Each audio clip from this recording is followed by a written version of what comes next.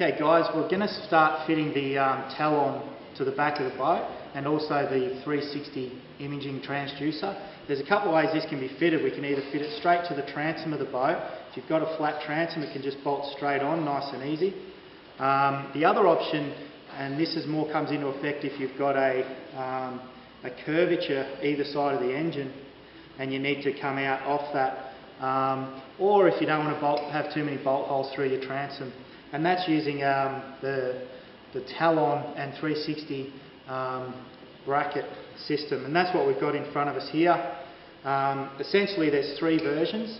606-140 is the jack plate style, and that can be fitted either to the port or starboard of the boat.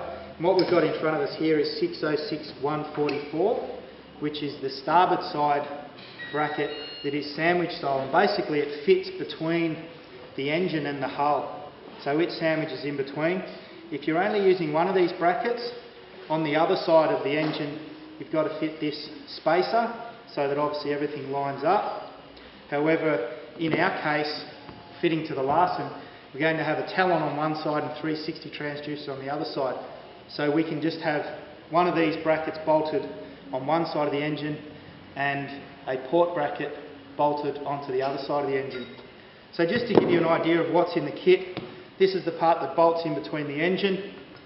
This section here, it's quite nifty the way they've done it. There's grooves in there. So what we can actually do is just work out exactly what angle we want to run, and these just slide in place like this, and we can line it up and bolt it in once we're happy with the angle. And then you see this other section here, and this is what the Talon or the 360 transducer bolts to, and that just slides in that way. So you can literally set any angles that you want to suit the back of your boat. We've got two bolt kits. This one's to mount through to secure the bracket itself, the three parts of the bracket, and this is to secure either the Talon or the 360 imaging transducer. So before we get started, we have to actually hang the engine so that we can get this bracket fitted between the engine and the boat. Okay, we're just going to get started on actually putting the three components of the bracket together. We can adjust this once it's on the boat, but it's probably a bit easier to do on the bench. So obviously it comes with the bolts to put through and washers, but it also comes with a little anti-seize grease. So these nylock nuts do lock up pretty tight, and sometimes they can button up and you can't actually get them undone again. So this grease that comes in the pack just helps to enable you to get that on without any seize up. So make sure that you just apply a little bit of that before you put your nylock nuts on. Okay, so what we're going to do is Ross is going to take the Merc, hang it off the gantry, and enable us to just get the engine off the transom so that we can put the two mounting plates in. So they're just going to sit in between the poly chock and the engine itself, and get those installed, and then we can fit the Talon and the 360 imaging transducer.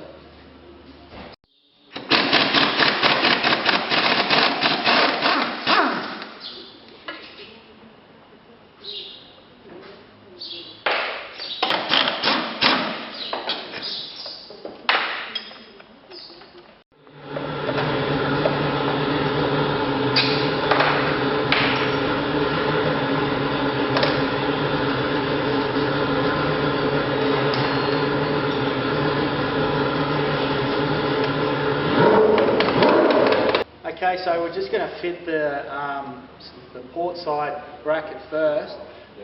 So we've just got the engine off, it's hanging now, and so this section here will just bolt on and just sit between the engine and the boat.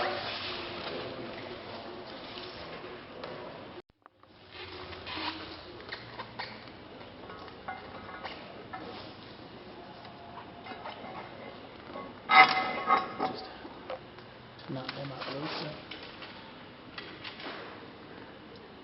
I'm not going to put the engine away.